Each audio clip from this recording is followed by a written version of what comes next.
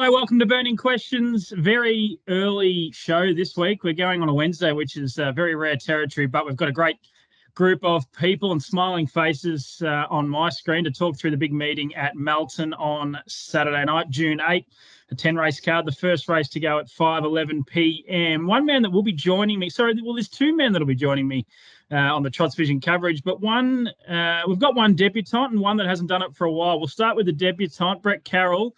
Let's hope things pan out a bit better than they did last time we planned to do this, because Bendigo, I think the fires or the heat got us last time, didn't it? It was a combination of both, I think, yeah. So I prefer to be on home soil, so to speak, Milton. Yeah. What jacket do you got lined up for us? I've got a couple. Nothing too glary, that's for sure. Good stuff. Looking forward to it. Brett's going to give us some great insights here on Burning Questions. David Miles. I think Cody Winnell's already put the pressure on Milesy with the choice of headwear. Have you got anything lined up for the coverage on Saturday night with us? Oh yeah, no, I did see that on Twitter. He's put a challenge out there, so yeah, I'll have to delve to the back of the cupboard and see what's something special. Anything to cover the bald spot, that'll do. Looking forward to it. I think the last time we did a TrotsVision coverage, Milesy, was it Emerald Stride that got up and won for you? Yeah, you stitched me up. You videoed me while my horse was racing. Yeah, thanks for that. I did, but I'm a good omen, aren't I? I hope so. Yeah, well, it'll be nice to get a winner this week. That'll be good. And you can interview yourself. So David Miles will be driving race 2, then joining us on the RF camera. And the boys in the truck, as you said, they've got the dump button ready to go. We just can't fully trust you. And Jackie Barker joins us, a third and final guest. Jackie, you're all loaded up. By the time this hits the website and social media, this episode, I reckon you'll be halfway to Melton. Yeah, well, hopefully. It's a bit of a drive, so got to leave early. What is it, 3 hours for you, Hamilton to Melton? Yep, 3 hours. Oh, good luck tonight, and obviously Saturday night at Melton. Let's get stuck right into it. Pride's Easy Feed stand as a proud supporter of the harness racing industry with their set recipes and quality ingredients to give the trainer confidence in what they're feeding. So make the switch to Pride's and start getting the result you've been chasing. It's Advantage Curly with the draw, but do we take him one out in the first 4? Talking about Curly James, horse 1, race 1. The Tab have a $10,000 first 4 jackpot, projected pool of $50,000. We'll hold you to last here, Jackie. You're driving a So What for Diane Giles. Milesy, what do you think of this one here? I think Curly James deserves to be favourite, one to beat, but I thought he could have been a touch better last time out. Yeah, he hasn't seen the front row for a long time. He's had several runner draws, and the horse 4 or 5 months ago would probably be $1.50 in this race, and if he gets back to his best, he's probably winning. And with the barrier draw, to be honest, I can only see one horse beating him, and he's a son of a gun from the draw sitting on his back. He loves a cold sit, that horse. So I think there's really only 2 winning chances. As well as Triple Eight is going, it's probably going to have to sit outside Curly James, and 3 or 4 months ago probably couldn't have beat him, but I would think that I think the 1 probably beats the 9 and multiple your 3rds and 4ths with a lot of the others, because there's a lot of chances it can run 3rd and 4th. Okay, good stuff. Brett, I trust you'd be getting involved in the first 4 here, given the jackpot money that's on offer. Is it one out Curly James, or are you throwing some more horses in for first? Oh, look, I think David Miles and I are much like the Hawthorn team we support, in an amazing synergy at the moment. Just everyone travelling to the same goal, and David and I are totally on the same path. Cannot possibly see Curly James being crossed, and I don't think his son of gun will pass it, but I think it will run second. Eva Justice is on Helliver, very good decision maker. She'll go 3 pegs. Really hard to see that not being 1, 2, 3. I know the last time we had one of these races, all the horses came from behind. He's a son of a gun 1 from about the back from District Attorney, but the leader behind leader were both fresh and just didn't finish the race off. That was Terry and Outlaw Man. So I think, considering how the strength of the peg line, it's going to be so hard for anything else to get at least in the top 2. I can't see a non-peg horse being top 2, despite the quality of the race. So you think Curly James will hold out He's a son of a gun, though, in the sprint. Is it possible to go further than 100%? Because I will, but yeah. It is. Well, it's probably not No, it's not. by definition. Not by definition. Yeah. No. One more with you, Brett. If the emergency gets a run, Jillaby Jack Sparrow. I know it's an if, and you don't know what horse is coming out, but what are your thoughts on Jillaby Jack Sparrow drawn 8?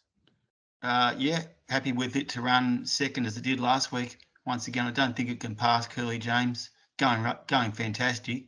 More favourable trip this week than last week. So, yeah, once again, I don't think my thoughts would change. It just it would make it very hard for He's the Son of a Gun. I'd probably just leave it out, to be honest. Yeah. Not, could run third or fourth, but yeah, not second. Okay. Interesting race. Jackie, so what? Your drive here going really, really well. We spoke a bit on the phone yesterday about her. She's got gate speed, but it's probably not the race that you'll use it. Talk us through the early stages and what you think your chances are.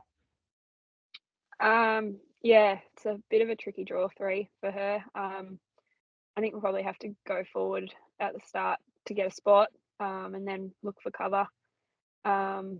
She's going really well. Last week I was really, really happy with her. She hit the line super, but it was sort of pegs, which is where I'd like to be again, but probably not likely. But yeah, I agree. I think the one will lead. Not sure where I'm going to end up, but hopefully somewhere there without doing too much work. Yeah. I mean, and as you said on the phone the other day, I'm not speaking out of turn, but you've always felt that if you don't use her early, she'll finish off a lot better for you. I mean, that's the case with a lot of horses, but particularly her. Yeah, absolutely. Yeah, most horses, if you don't use them early, they're a lot better late. But I do find with her, even though she is a bit more versatile these days, that if you don't use her at the start, she gets home so much stronger at the finish. Yeah, okay. Good stuff. Good luck with that. That's race 1 on the card. The Tab Lazarus Free For All $10,000 first 4 jackpot. Combining the power of results and horse sectionals with Sulky App, you now have access to gate speed, swooper, ability and behaviour ratings. Never miss a trainer, driver or gear change again. Sulky App is a form guide revolution. She's been a star at 2 and 3. So does Milesy's mare start the campaign with Glee. That took me a while to write that one, to make that rhyme, but I think I've done all right there. Race 2, we'll leave you to last here, Milesy. Maybe straight back to you, Jackie. What are your thoughts here on this race? Really, really good event. I haven't got the market in front of me, but the Tab did open it up yesterday, and it's a very wide open market. Who do you think wins this one? Yeah, I'm not sure, actually. It's going to be a really interesting race. I was really looking forward to David's comments on how he thinks his horse is going to go in Free For All. Obviously she's been sensational so far in her career, and stepping up to that sort of next level is going to be really interesting. But it's also over the short, so that back row draw is going to make things a little bit hard for her. But yeah, I don't know what's going to happen here. There's a lot of horses going really well. Throw a dart at the dartboard. Brett, can you help us out at all? It is a great race. Ebony's Avenger drawn down on the inside. Does she lead? Does she hold? Give us some sort of help here in the second. I'm happy to help. I actually think it's a really narrow race. There's very few chances. Really? Yeah, because Ebony's Avenger, Ryan Duffy's down to drive Ebony's Avenger and Courmayeur, so I would be suggesting he'll be driving Courmayeur. So Jordan Leedham will drive Ebony's Avenger as he has been doing. And I think the way it's been going, he'd be happy to take a sit in this quality. And I think Elderberry and Vera will be the first one there. I don't know if you've realised, but those dairy farmers are absolutely on fire. No, first up was a really good win. He didn't come off the gate because he didn't really have to, but he had plenty left, and she rather.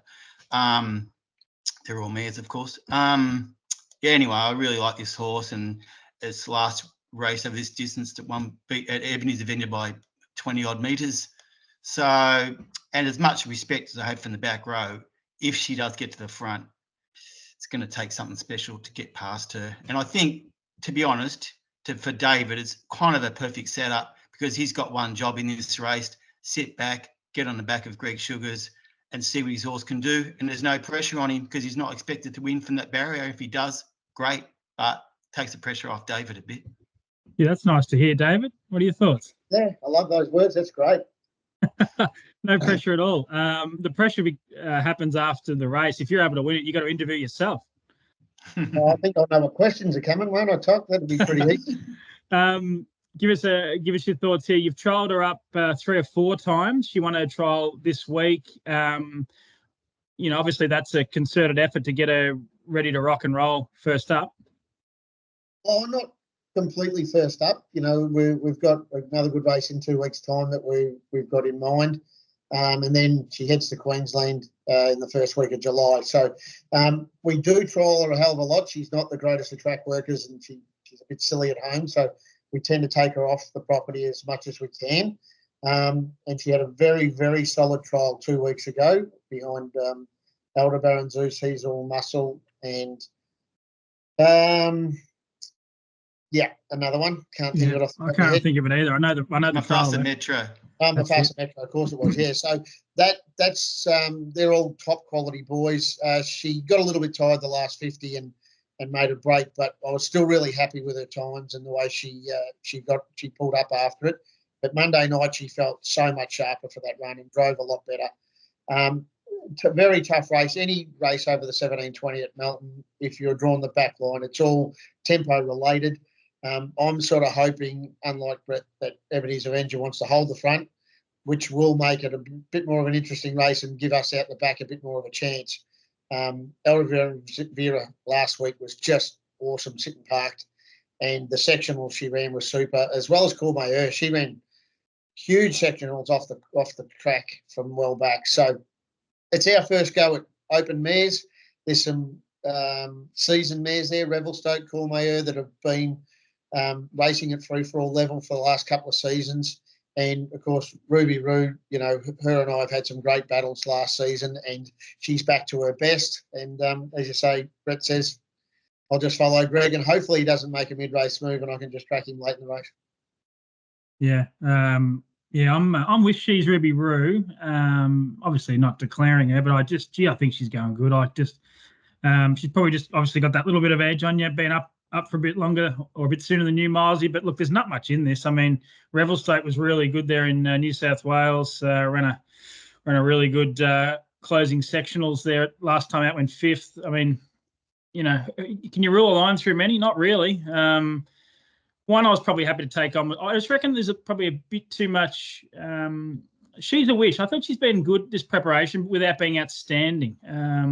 What are your thoughts there, Brett, just before we go to the third question? I actually think she's going really good, but I'm not. And she's probably the only one I think can cross. She fly over? Vera. Yeah. So she's definitely a chance if she can do that. That's probably chips in decision at the start, I would imagine. But I think it's going pretty good, but I don't think it could hold off. She's Ruby Roo. It'll have to burn too hard to get to the front and then hold off, these quality. I don't think it can win.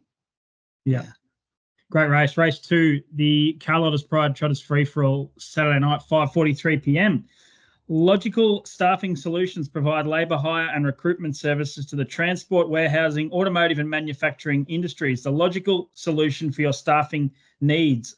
The Muscles last prep was great, but first up, will he be the punter's mate? Milesy referenced this horse just before in a trial, and we're talking about He's All Muscle, race 6, number 5 in the Aldebaran Park Trot. We've got no one involved in this race, so we can go wherever we want. I might go to you, Jackie. You know these horses quite well. We've seen plenty of them. Hephaestus Phoenix looks like a horse that'll press forward. Mercenary's a really nice horse for the Barkers. Love Gun, a good winner 2 starts ago. Loxley Lover, a Group 1 winner. The Locomotive, a Group 1 winner multiple times, returns. And Harry Stamper, who has won at the elite level, but just hasn't been at his best in the 2 runs this campaign. A really good race, but He's All Muscle. He was really competitive through the Great Southern Star Series. How do you see this race? Yeah, I think he's probably the one to beat. Even though he's first up, I don't think that's sort of any worry. They always have their horses ready to go when they hit the races. And I probably like him better over the short distance, but he's proven that he can race at the top level successfully. So I'm sure they'll have him spot on and ready to go. But there's a lot of quality horses in that race as well. So it just depends, I think, what happens early and how much work he has to do if he wants to lead. But yeah, definitely the one to beat there, I think. Milesy, he's on Muscle. You saw him up close and personal. Is he the one to beat here? I think he is. He trialled very good. He trucked behind me, nice and strong, came off my back. And we went good time. We went 55 for the short at the trials. I'm not a very quick night either. And he really did hit the line under a good hold. He didn't show a lot of gate speed that night. Now, I know he has got a bit, but I agree with Jackie. I think he is a little bit better over the short. But, you know, you're sort of banking on Harry Stamper getting back to his best and Locomotive first up, who they've been happy to sit on the fence a couple of times in his career. So I just think the race sort of sets up first up for He's All Muscle to really, you know, find the top and dictate the race. And I think he's the safe bet. Yeah, I do too. I mean, I think, Brett, we'll go to you now. And we've spoke over a couple of text messages in the last hour or so. But, I mean, I still think He's On Muscle can win parked or wherever he wants to be. But if he glides to the front and Chris Finazio is happy to hand up with Hephaestus Phoenix, I'd be very surprised if he got beat. How do you see this panning out? Yeah, I think Hephaestus Phoenix is definitely the first one of the pegs. He did run in similar grade 2 runs ago and had every chance and didn't really finish it off against 1 overall and Olivici. You'd have to say this is pretty similar. Surprising none of these horses are 100 raters yet. They will be soon, of course. So, yeah, I'd probably lean, hard to know. Obviously, drivers are entitled to make up their mind on the day. But you'd think, considering Hephaestus Phoenix run 2 runs ago when he led, you'd probably be happy to sit behind a horse like He's On Muscle, which is going to get you all the way to the lane. And He's On Muscle's only loss when leading was in the Great Southern Star final, when it still ran 4th in 153. So, yeah, it did look awesome at the trial, didn't it? So, and their horses generally benefit between their last trial and their first run. But I do respect the Locomotive. He's one of those horses that you can never write off. He's a talent. His last trial was really good. Harry Stamper gets James Herbertson back on, which I think is a massive plus because his runs have been good. He's just been misbehaving, and I'm just putting it down to the fact that his trainer was driving him, not because of his ability as a driver, just as David and Jackie would know, sometimes when their own trainers drive them, the horses don't really know that they're there for a good reason, so they play up a bit. That's all I'm putting it down to. I don't think it generally plays up like that. Yeah. Look, yeah, I'm pretty keen on He's On Muscle. I just think, I don't think any other horse could have, in this field, could have probably produced what he did through that Great Southern Star Series. I mean, a second in a heat. And then what did he run in the final? Was it 4th? Yeah, I mean, I think he can win from wherever, but I do think he will find the front, and I think from there, it's just about game over. One thing it does worry me, Brett, that trial has already brought me undone. That Aldebaran Zeus trial, I made him best bet last week, and he wasn't on his best behaviour. So I'm going to go back to the well with that trial. Either He's On Muscle wins or Miles, he can get it done for us. That'd do. But yeah, pretty keen on He's On Muscle there, race 6. Let's go to the 4th and final question. It is, will the top raters dominate the 3rd, or should we look at other parts of the herd? We're talking about the Allied Express race, 3rd leg of the early quaddie and 3rd race on the card, 10 minutes past 6. Jackie Barker's got a drive here, Final Collect. She was down for probably half the field at one stage, Jackie, but you ended up with Final Collect. We'll hold you till last. Back to you, Brett. What do you think of this race? I think plenty of winning chances. I don't know. Maybe it's just me, but I don't think there's very many chances at all. You're gonna get this card one out, I reckon. Oh, it's too easy, this caper, isn't it? Yeah. No, seriously, these races are fascinating because the horses who don't get a run in the main free for all, they get to go in this race, even though it's a 77 to 89. So it's actually amazing that our free for all ranks are so thick that they can get a flow over horses from them, because it wasn't that long ago we were getting 6 horse free for alls and they were just terrible spectacles. So it's good for the card to have this quality of horses that managed to sneak into this race. But I think I'm going to go for one that ran in the free for all last week, and Tim picked it. You bet your tiger pie, because I think the horses who are all drawn on his inside, there's a bit of speed, but I'm pretty sure they'll all be happy to hand up to Michael Stanley, knowing that Michael Stanley will not be handing up. So, and I think it went absolutely sensational last week. Totally luckless. So, phenomenal effort for its first run in high grade. So, I think it's the one to beat. As much as I respect Ideal Escape, I really respect it. But outside second row, 22.40, never easy. So, I'm pretty keen on You Bet Your Tiger Pie. Yeah, I agree with you. I was actually really, when you watch the race the first time on a Saturday night, I don't think you take it all in. And I went back and watched it today. He was actually outstanding. I was really disappointed initially, but then he basically galloped at the start. He had no luck, and he was climbing over their heels, and his prior runs were just off the charts. He's a very progressive horse. I'm pretty keen on him too. So You Bet Your Tiger Pie, Milesy. Are we being a bit disrespectful to some of these class horses off the back row? How do you see it?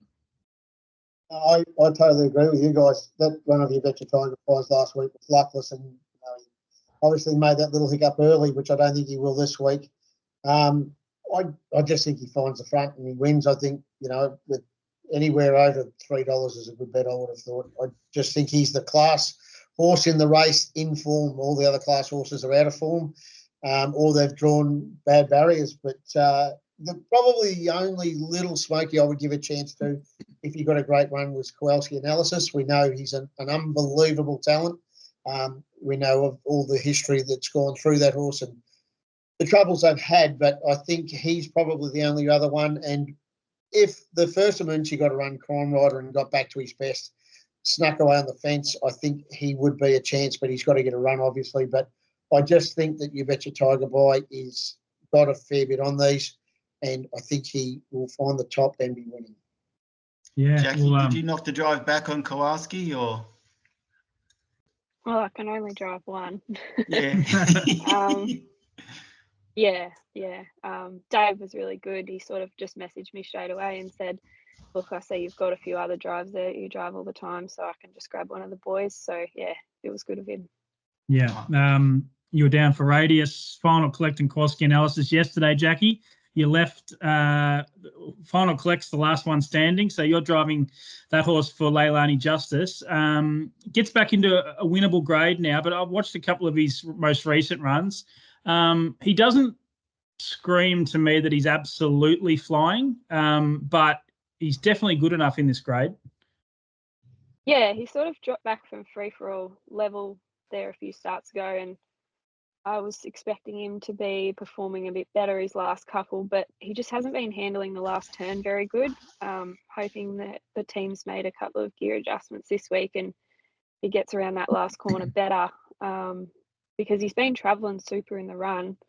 But yeah, as soon as I've pulled out in that last 400, he just hasn't been steering real good. So hopefully we'll see an improved run this week.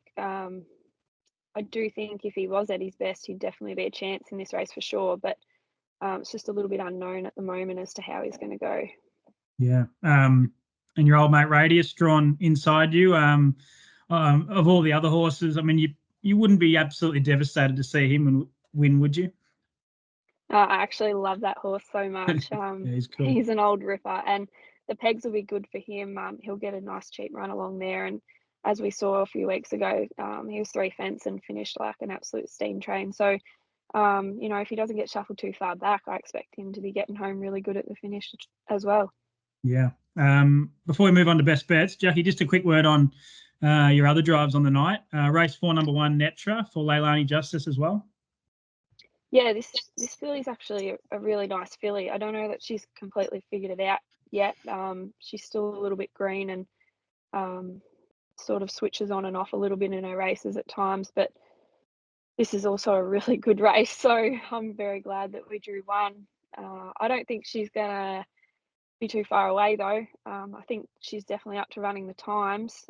It'll just be sort of where we end up, and hopefully we're following the right ones. Another peg line draw for your other drive, race 5, number 8, Stylish Gem for Gary Living.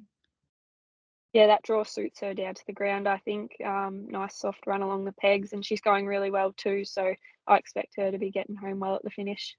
Yeah, good stuff. Great wrap there. Let's go to the Sharps Bakery best bets. I'm not sure if we've had you on Jackie and Milesy since Sharp's Bakery jumped on board a sponsor. I know you're a big fan of the Birchip meeting. Have you tried the vanilla slices out there at Sharp's Bakery, though? No, I haven't had the pleasure. I don't get up that way too often, but I know Sharpie's has a reputation via Twitter where they do promote it, so it must be very good. Yeah. What about you, Jackie? You would have tried them? Yeah, I absolutely have. I'm actually very lucky because Stylish Gems owners, and they always bring me one sometimes from Birchip, so that's where they're from, and they sometimes bring me one, so I'm very lucky. I've got to try them a couple of times now.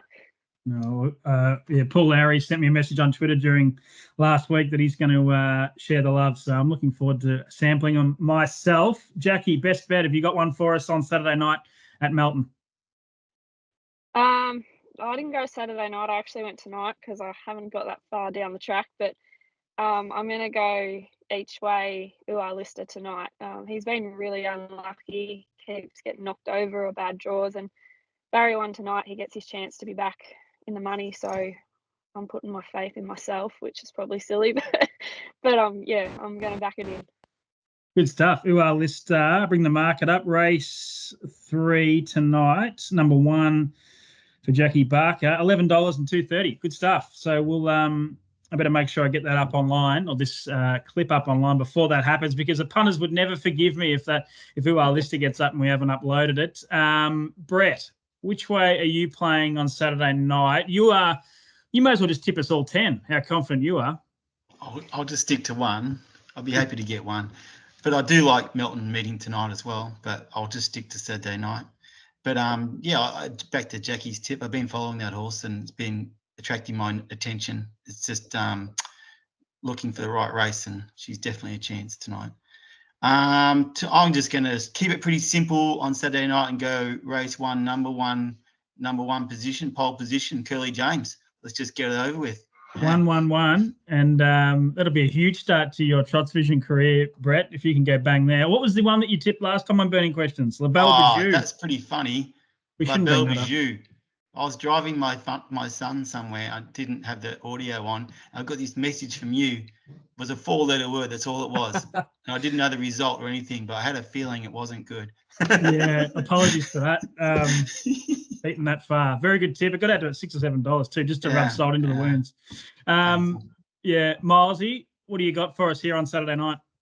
Yeah, I'm going to make it pretty simple too. We've already spoken about it, but you betcha Tiger Pie. So for those early quaddie punters, I think it'll be 1 field, 6 field. And I reckon that's not a bad early quaddie Saturday night. Okay, good play. And if you're a Brett Carroll follower, you go 1, 2, 6 field. Yeah, probably. Or 7. Some American. No, yeah, some American. Just go bang. There you go. Yeah. I've got it all sorted. Great show, guys. Really appreciate you jumping in, Jackie. Good luck tonight. Tim, what about your best bet? Oh yeah, I did this last week, didn't I? Worked out well because it was beaten. This time around, we are going with race 6, number 5. He's All Muscle. We might get close to $2. That'll do me. So I'm trusting that trial form again. Race 6, number 5. He's All Muscle, but also very keen. I'll throw another vote in the camp of You Betcha Tiger Pie, and that's going to be at a much better price. Great card of racing. Jackie, if you can get Ua Lister up tonight, you can host this show next week. Thanks for joining us. Here we go. No worries, no pressure. That's enough to pull it up. It has happened before. The Andy Gath show, it was turned into one episode there when Andy tipped a double-figure winner. Thanks, Jackie. Safe travels. Brett, thanks for joining us. All right, thank you. Take care, everyone. Thanks, David Miles. We'll look forward to your contributions both on the track and off it on Saturday night. All right, guys. Thank you. Thanks, guys. That's been Burning Questions. We're back with another episode next week. Tune into trotsvision.com.au on Saturday night for all the coverage.